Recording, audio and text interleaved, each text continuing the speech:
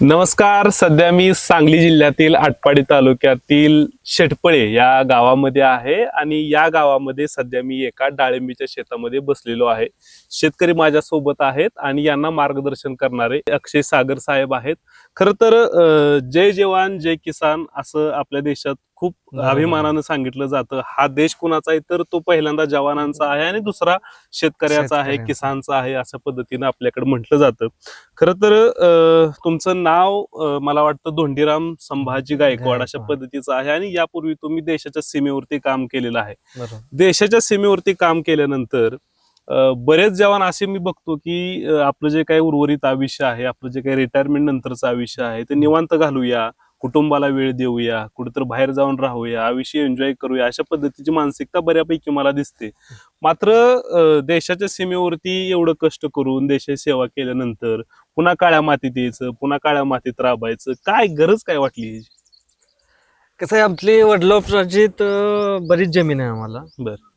इथं 12-13 एकर आहे. काही क्षेत्र तलाव्यात गेले. पुन्हा गावाकडे एक 13 एकर आहे. गावाच्या पूर्वेला. मग आपण जर बाहेर फिरलो राहिलो तर मग ह्याचा कोण देखभाल करणार? ही पहिलं उद्दिष्ट. पुन्हा त्यातनं आम्ही पहिलेच आमच्या बंधुरायांनी, आमचे बाळासाहेब गायकवाड जनावर डॉक्टर आहेत, त्यांनी त्यात लागण केली होती. कशी लागण होती? डाळिंब हीच जुन्याच प्लॉट. मग त्यांची ती दुय्यम व्यवसाय व्हायचा, लक्ष पूर्ण राहायचं नाही 100%. त्यामुळं हे असंच पडलेलं असायचं. मग जर आपण बाहेर गेलो तर मग ही असंच पडणार, पुन्हा रानबाद होणार, चिल्लारी होणार. हे कोण बघणार? म्हणून आम्ही आपलं हे क्षेत्र, म्हणजे रान आपलं काहीतरी करायसारखं, चिलारी उगवणे आपल्या रानात काहीतरी करायसारखं करून दाखवायसारखं इथं आपल्याला ऑप्शन आहे. म्हणून. आणि दुसरी गोष्ट, मन पण रमतं इथं काळ्या मातीत आल्यावर. पहिल्यापासून शेतकरी कुटुंबात असल्यामुळे शेतीची आवडी राहतेच. पण तिकडं भरती कधी झाला होता? काय आवड होती का काय? नाही, कसं आहे, एक परिस्थिती असते माणसाची. आणि दुसरी, सुरुवातीला वाटते काहीतरी कुठतरी केलं पाहिजे. सुरुवातीला आमचा भाग दुष्काळी होता. बरोबर. त्यावेळेला पाण्याची सोर्स नव्हती. असं तळ सुद्धा वाळलं पडलेलं असायचं, भरी पडलेलं असायचं, जनावर हिंडायची. बरोबर. प्यायला पाणी सुद्धा नसायचं, टँकरनं गावाला. त्या टाइमला शेतीकडे काय करता येत नव्हतं, पर्याय नव्हता पर्याय. मग त्यावेळेला आमचे 1-2 नातेवाईक बाईत मेहुणे आमचे, ते आर्मीत होते. मग त्यांचं बघून पुन्हा गावातले काही मित्रमंडळी, ते आम्ही व्यायाम करायचो, ते कोण भरतीला जायचे. त्यांच्यातनं ते एकमेकाच्या संगतीनं काय म्हणतात, वाण नाही गुण येत. त्यातनं ते विषय झाला. आणि पहिल्याच भरतीत आपलं भरती झालो मी. 17 वर्ष 7 महिन्यात भरती झाली. किती वर्ष झाली सेवा तुमची तिकडे? 19 वर्ष 25 दिवस. 19 वर्ष 25 पूर्ण. कुठं कुठं साधारण तुमची सेवा झाली? सेवा आता मिलिटरी मॅनला कसं आहे, आमचं AMC कोर असल्यामुळं 3 वर्षाचा टर्नओव्हर असतो. आणि वर हाय अल्टिट्यूडला 2 वर्षाचा टर्न असतो. त्यामुळं पहिलं ट्रेनिंग आमचं लखनौला झालं. तिथं 3-3.5 वर्ष आमचं ड्रायव्हिंग मला ट्रेड तिथे मिळाला होता. तिथनं ते करून तिथं 2-3 वर्ष गेले. पुन्हा MP ला राहिलो, जबलपूरला. पुन्हा पंजाब भटिंडाला राहिलो. पुन्हा तिकडं ग्लेशियर जम्मू काश्मीरला. शेवटला सियाचिन बर्फ जिकडं जे पँगॉंग झील आहे बघा, तिथं शेवटला लद्दाखला. तिथे 26 महिने राहिले. रिटायरमेंट तुमची तिथं झाली? नाही. पुन्हा इकडे खाली गुजरातला राहिलो. रिटायरमेंटच्या वेळेला आम्हाला लास्ट टर्नओव्हर किंवा असं पुण्याला आला होता. पुण्यात. आता तुम्ही दिल्लीला राहायचा चान्स? दिल्लीला पण राहिला. बरं. म्हणजे बऱ्यापैकी तुम्ही देशभरात फिरलाय. तुम्ही जेव्हा त्या भागात फिरायचा तेव्हा तुमचं काम देश सेवा हे होतं. मात्र तुम्ही जेव्हा त्या भागात फिरायचा तेव्हा त्या भागातली शेती ही तुम्ही बघत असाल डोळ्यानं. आणि जेव्हा तुम्ही इथं आला आपल्या महाराष्ट्रामध्ये, प्रॉपर आटपाडीमध्ये, तुमच्या ह्या गावामध्ये, शेतीमध्ये काय फरक जाणवतो तुम्हाला तिकडल्या आणि इकडल्या? नाही, तिकडचा शेतीचा कसा विषय आहे, ते पहिल्यापासून तिकडे त्या उपजाऊ जमिनी आहे, जी पिढी दर पिढी त्या जमिनी डेव्हलप होत उपजाऊ राहिले.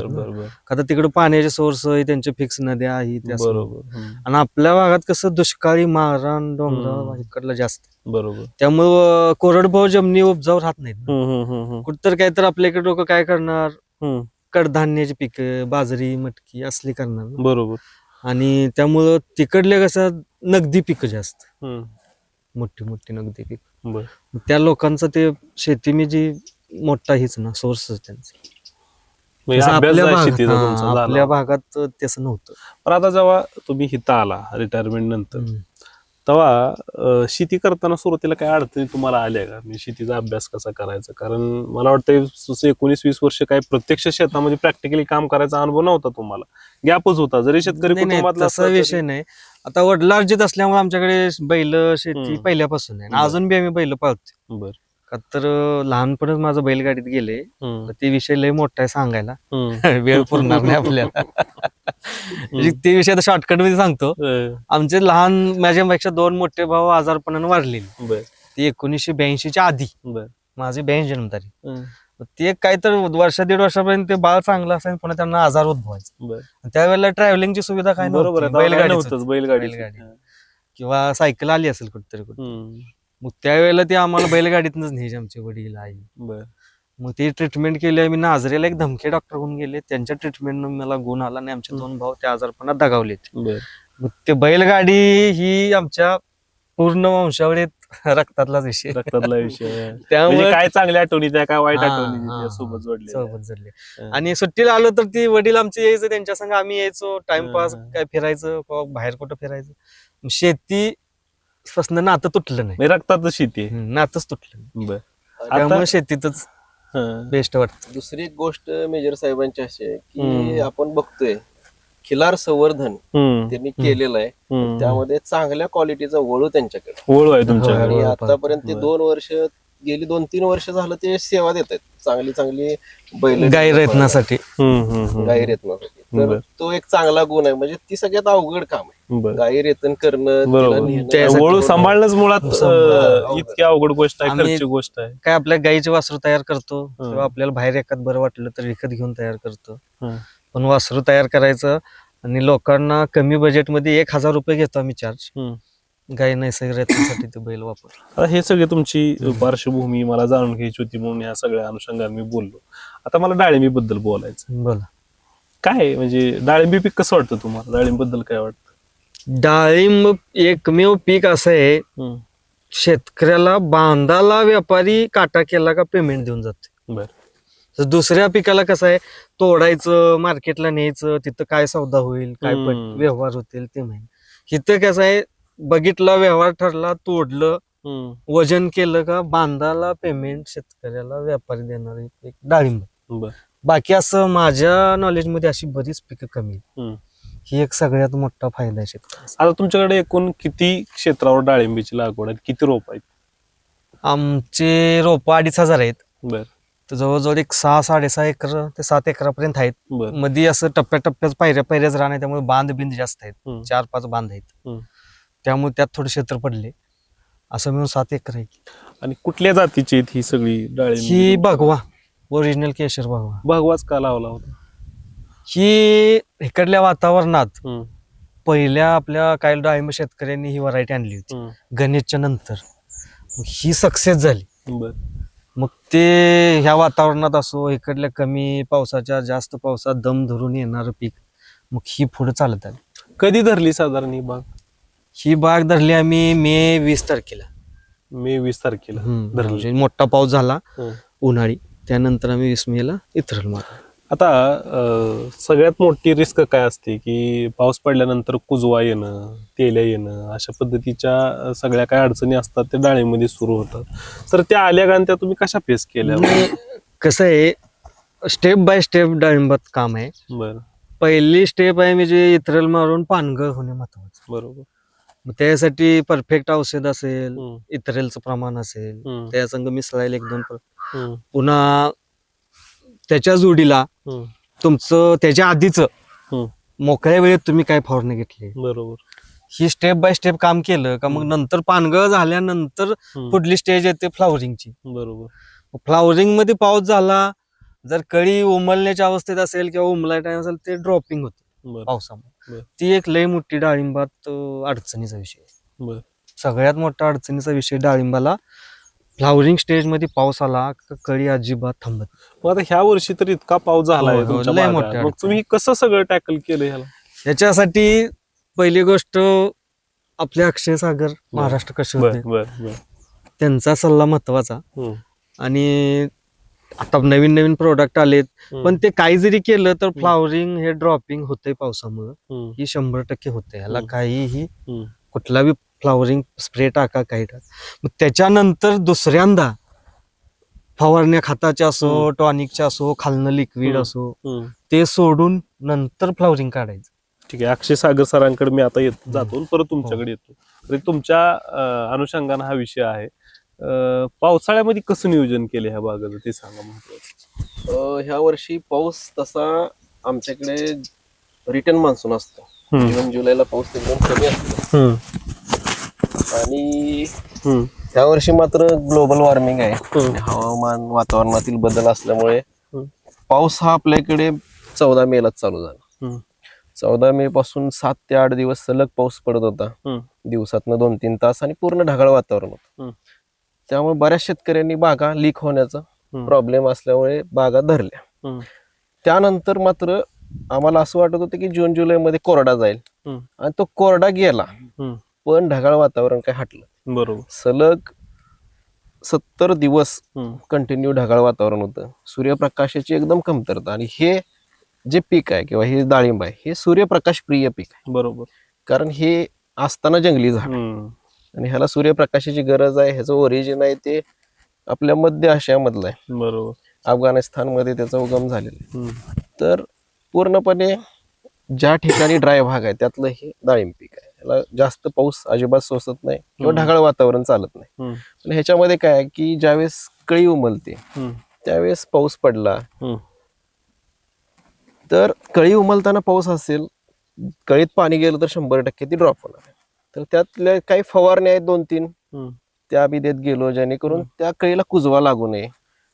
आत पाणी गेलं तरी ते पाणी लगेच पूर्णपणे हटावं त्यातलं. आणि तिसरी गोष्ट महत्वाची, पॉलिनेशन होणं गरजेचं असते. त्यासाठी मधमाशी पेटी ठेवणं त्या पिरियड मध्ये लय महत्वाचं आहे. आणि ते मेजर साहेबांनी इथं प्रॅक्टिसेस आम्ही केले. मेजर साहेब 2 मधमाशांच्या पेट्या ठेवल्या, त्याच्यामुळे परागीभवन जेवढा वेळ मिळायचा उन्हाचा 1-2 तास पाऊस सोडून त्यात ते परागीभवन झालं आणि पटकन ते सेटिंग झालं. तो जर तुम्ही 45 दिवसाचा कालावधी तुम्ही व्यवस्थित हँडल केला, मधमाशी वेळेवर आणून ठेवणे, फवारणी वेळेवर घेणे, ड्रीपचं शेड्यूल, पाऊस फुल्ल चालू आहे पण तुम्हाला ड्रीपनं काही देता येत नाही, मग वॉटर सोल्युबल तुम्ही हातानं ड्रिंचिंग करायचे. कारण आपल्याला पाणी सोडता येत नाही, पाणी जास्त होते बागेला, त्यामुळे तर हाताने ड्रिंचिंग करणे, ह्या गोष्टी तुम्ही जर त्यात 45 दिवसात व्यवस्थित केल्या, चिखल असला जो शेतकरी हाडाच आहे तो चिखल पाऊस बघत नाही, त्याला काही फरक पडत नाही, तो त्या वेळेवर गोष्टी करतो आणि त्याचा रिझल्ट हे दिसते.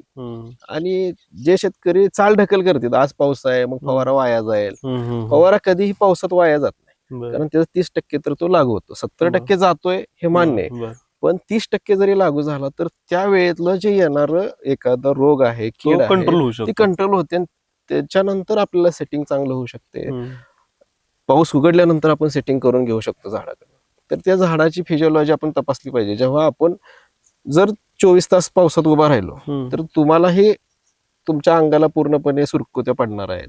तसं झाड 24 तास उभं असते पावसात, त्याला मग औषध देणं गरजेचं आहे. आता औषध देणं तर गरजेचं आहे, पण जेव्हा तुम्ही महाराष्ट्र उद्योग समूहाच्या नावानं आटपाडीमध्ये मोठा दुकान चालवता, तर ॲग्रिकॉस एक्सपोर्ट नावाची जी काही कंपनी आहे त्यांचं सुद्धा डाळिंबीमध्ये मोठं काम आहे. त्यांचे काय काय प्रोडक्ट तुम्ही शेतकऱ्यांना देत असता आणि ह्या बागेला त्यांच्या प्रोडक्टचा कसा फायदा झाला?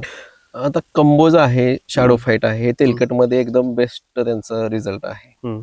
त्यांची रॉबिनहुड टेक्नॉलॉजी आहे, त्याच्यामधून ते त्याच्या अंतर्गत ह्या सगळ्या गोष्टी शेतकऱ्यांना देत असतात आणि स्टेप बाय स्टेप त्यांचे सगळे फवारण्या ठरलेले. म्हणजे जे तेलकटचं त्यांचं शेड्यूल आहे ते 4 फवारण्याचं शेड्यूल आहे आणि 2 ड्रीपचं शेड्यूल आहे. ते जे शेतकरी व्यवस्थित फॉलो करतात तिथे डांबऱ्या तेलकटचं प्रमाण अगदी नगण्य राहते. म्हणजे वातावरण आहे थोडंफार येणार, बरोबर 5 ते 6% येणार, 10% येणार, पण तुमचा 90% माल जर राहत असेल तर तो शेतकरी पूर्णपणे बेनिफिट मध्ये जातो. कारण 10% गेला, 90% हातात आला आणि ज्यावेळेस कठीण परिस्थिती असते त्यावेळेस रेट चांगला असतो मार्केटमध्ये आणि 90% जरी माल तो मार्केटला गेला तर त्याचं बऱ्यापैकी चांगले पैसे होऊन जातात.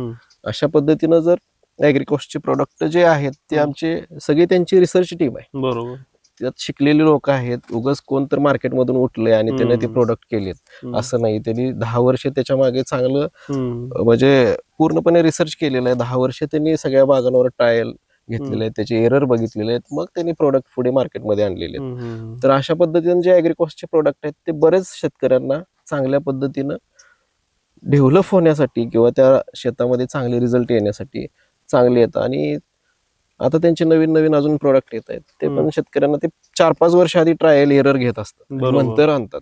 उगाच आणलाय उठून आज कुठून तर बाहेर ऍग्रिकॉस्टचे जे काही प्रोडक्ट आहेत ते शेतकऱ्यांना फायदेशीर ठरत आहेत आणि ते जे येतात प्रोडक्ट ते पूर्णपणे रिसर्च करून येत आहेत आणि त्यामुळे शेतकऱ्याला फायदा झालेला. तुम्हाला तसे काय अनुभव आहेत किंवा शेतकरी तुमच्याकडे येऊन सांगतायत? शेतकरी सांगतात, शेतकरी सांगतात. आम्ही सांगायची गरज नाही, कारण आम्ही जे प्रोडक्ट देतो ते एक तर रिसर्च बेस चांगल्या कंपनीचे देतो. कारण मला प्लॉटवर जायचं आहे शेतकऱ्याच्या प्रत्येकाच्या, तिथं जाऊन त्यांना सांगितलं तो म्हटलं ह्याचा प्रोडक्ट. आता काही प्रोडक्ट असे पण शेतकरी सांगतात साहेब ह्याचा रिझल्ट नाही येत, हे बंद करा, आम्ही लगेच बंद करून टाकतो. कारण का तर शेतकरी महत्वाचा आहे, बरोबर, त्याला रिझल्ट येणं महत्वाचं आहे, कंपनी महत्वाची नाही. बरोबर, पैसे सगळ्यातूनच मिळतात. बरोबर, कारण शेतकरी पैसे कमवत असतो, शेतकरी टिकला तर दुकानदार टिकल, कंपनी टिकतील. बरोबर, तर हे सगळे एकमेकांवर अवलंबून आहे. आपण चांगले प्रोडक्ट देणे, शेतकऱ्यांपर्यंत नेणे हा आपण दुवा आहे. आपण काय कुठलं सेलर मार्केटर नाही, आपण काय की चांगले प्रोडक्ट, चांगलं नियोजन शेतकऱ्याला देणं, शेतकऱ्याकडून चांगलं उत्पन्न काढून घेणं हे आपल्या हातात आहे. करता करवता शेतकरी शेवटी. बरोबर आहे. म्हणून आता शेवटी शेतकरी महत्वाचा आहे या सगळ्यात. आता मला तुमच्याकडून दुसरी गोष्ट जाणून घ्यायची आहे की आता ही जी सगळं तुमचं डाळिंबीचं नियोजन आहे ही सगळं सागर साहेबांच्या माध्यमातून झालंय, ऍग्रिकॉस्टचे याला प्रोडक्ट वापरलेले आहेत, म्हणजे आतापर्यंत हे सगळं व्यवस्थित दिसतंय. आता साधारण किती माल जायला असं अपेक्षित आहे तुम्हाला?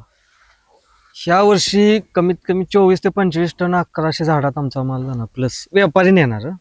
व्यापारी ती येऊन नेणार तुम्हाला? का तर आता ऑलरेडी आम्ही 13 टन काढलाय, त्या प्लॉट मध्ये अजून 2 ते 3 टन शिल्लक आहे. बरं, ते मागलं सेटिंग असल्यामुळे, बर, पावसामुळे 2 टप्प्यात बाग सेटिंग झालेली ना, फ्लावरिंग पहिलं ड्रॉपिंग होऊन. म्हणजे ते 13 टन सोडून परत अजून 26 जाणार? नाही, दोन्ही मिळून 26 जाणार. दोन्ही मिळून 26 टन जाईल. आता साधारण काय दर मिळेल तुम्हाला अपेक्षित आहे? आताच्या मार्केट कंडिशन प्रमाणे कसं जरी केलं तर 140, 42, 45, 150 पर्यंत चालू आहे सरासरी ह्यांचा रेट. आपण सरासरी 125 धरू, 26 गुणवले आपण 125 सरासरी धरू. तरी 32 लाख रुपये होतात तुम्हाला. 32 लाख, तरी पण आपण आता 30 लाखच धरू. आता ह्याला खर्च किती सोडायचा? खर्च कसा आहे माहितीये का, पहिली गोष्ट क्रॉप कव्हर आपले जुने होते, ती मी मागल्या 3 वर्षात आपण घेतले, त्यामुळे त्याचा खर्च यावर्षी होत नाही. आणि थोडं वातावरणामुळं आगारा काढण्याचा खर्च यावेळी वाढला. टोटल खर्च किती झाला? तरी बी 5.5-6 लाख रुपये जातो. आपण 6 लाख धरू, तरी 24 लाख निव्वळ उत्पादन म्हणजे पैसे तुम्हाला बागेने दिलेले. बरोबर, समाधानी आहे का? होय, 3 वर्ष झाले एकदम समाधानी आहे. गेल्या वर्षी 22 टन माल गेलता आमचा, पलीकडल्या वर्षी 26 टन गेलता. आता ह्या वर्षी 24 आसपास 100% जाणार, त्यामुळं चांगले समाधानी. जसं म्हणतात का नाही ते आता काय, त्यामुळे परफेक्ट आहे, काय त्यात येत नाही. कारण हे सगळं लाभले आमचे अक्षय सागर, हे त्यांच्या नावाच्या पुढे तुम्ही दुकानात बघितलं असेल, गोल्ड मेडलिस्ट. आता मी 10च्या दुकानात जाणार आहे बघायला. गोल्ड मेडलिस्ट आहेत. बरोबर आहे. काय झालं माहितीये, सुरुवातीला मी ज्यावेळी रिटायर्ड आलो आणि 1 वर्षाने हात शिरलो, तेलकट कंट्रोल होईना. बाग चांगली सेटिंग आहे, सगळे दिवसात 2-2 फवारणी मारायचं. मग ती आम्ही एक डायरी केली दुकानदाराच्या सल्ल्याने, त्या डायरीत सगळं लिहिलेलं होतं. मग ती गाडी मोटरसायकल मी घेतली, पाऊस झालता, दुसरं काय करायचं नाही म्हणलं. आसपास भागातली जी मोठी मोठी जी चांगली दुकान आहेत सगळ्या दुकानावर दावल्या डायरीत, जिथं जिथं आपल्याला शक्य आहे त्यांनी बघायचं, ते म्हणायचे तुम्ही करायचं ते केलंय. आता ह्याच्यापेक्षा पर्याय आमच्याकडे काही वेगळा नाही. मग शेवट आटपाडीत येत येत ह्यांचं त्यावेळेला दुकान नवीनच होतं, बरोबर आहे. त्यावेळेला मी ह्यांची गाठ घेतली, म्हणलं असं असं आहे, तेलकट काही कंट्रोल होत नाही. मग ते म्हणले इथे एक अधिक बाबर म्हणून ते मिरचीचा प्लॉट माझ्याकडे म्हणले, मी तिथं उद्या परवा दिवशी येणार आहे, त्याच्यात तुमचं कुठंच आहे म्हणलं, तिथं जवळच आहे आमचं, 5 मिनिटं आहे रस्त्यावर. मग त्यांना आणून आम्ही इथं धावलं, आणि वातावरण फुल पावसाचं पॅक होतं, वादळ कटलं तर तयार झालं 5 दिवस. ह्याने मला बॅक्टेरिया दिल्या, सुडो, बेसिलो, ताकात मिसळून मारा, पुन्हा सिक्युअर पी, स्कोर हं, कवचे दिले असे बदलून बदलून 8 दिवस हं. 3-4 हा 4 4 वर्षापूर्वीच पूर्वीच. हं, मग तिथं ते जाग्यावर तेलकटला थोडा आळा बसला हं, आणि पुन्हा त्यांनी खालनं मुळीसाठी बी दिले हं. निमॅटेडला हे ते त्यांनी हं. येऊन सगळं बघितलं. हं. मग तिथनं आमचा आणि ह्यांचा ताळमेळ बसला. ताळमेळ बसला ती सगळं आता मग ओके ते जायचं. 3 वर्ष कंटिन्यू आता हे हं. सक्सेस आहे. तर हे आहेत मग आता शेतकरी. प्रिव्हेंटिव्ह काम असते, हं. तेलकट यायची काही वाट बघत नाही. आता यायच्या आधीच देऊन टाकायचं. यायच्या आधी प्रिव्हेंटिव्ह काम करायचं तरी बी 5% हं. कुठं तरी 5 झाडावर 2 आणि ते साहजिक पण येणं तेवढं तर आमचे शेतकरी आता तेलकटला भेट भेट नाही. म्हणजे हाय मध्ये सागर साहेब आहेत, अॅग्रिकॉस नाही. आहे. आता त्यामुळे शेतकरी tension शहाणे नाही. झालेत ना, आता यायची वाट नाही बघायची. यायच्या आधीच वातावरण तयार होणार आहे, हं, प्रिव्हेंटिव्ह 1-2 स्प्रे मारून मोकळं मोकळं आणि व्हायचं. खाल्लं मुळी आलं की कंट्रोल होत नाही, त्यामुळे एकदा आधीच टाकलं की विषय प्रिव्हेंटिव्ह काम केलेलं डाळिंबात बेस्ट. बेस्ट. तर हे होते मेजर साहेब. हे आहेत त्यांना मार्गदर्शन करणारे अक्षय सागर साहेब. आणि अशा पद्धतीनं देशाची सेवा केल्यानंतर, सीमेवरती सेवा केल्यानंतर इथं येऊन सुद्धा आपल्या देशाची चांगल्या पद्धतीने सेवा करता येते, मातीची सेवा करता येते, हे गायकवाड साहेबांनी दाखवून दिलेलं आहे.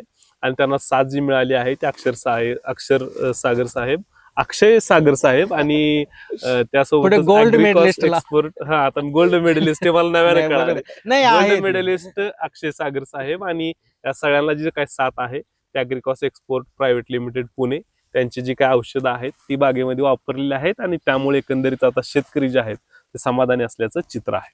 सूर्यासोबत मी गणेश गायकवाड, एबी मराठी न्यूज, आटपाडी.